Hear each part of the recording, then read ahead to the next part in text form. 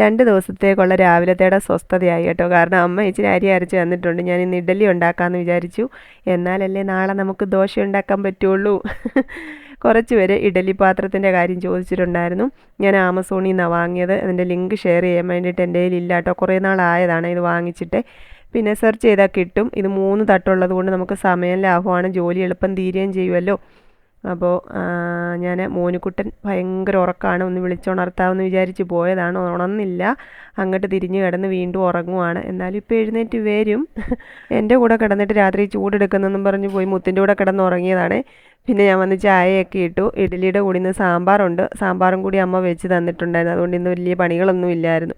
പക്ഷെ നാളെ രാവിലെ ഇവിടെ ദോശ ഉണ്ടാക്കുമ്പോൾ ഞാൻ സാമ്പാറും കൊണ്ട് ചെന്നാൽ ഇവരിവിടെ കലാപം ഉണ്ടാക്കും. അതുകൊണ്ട് ഞാൻ ചമ്മന്തി ഉണ്ടാക്കണം.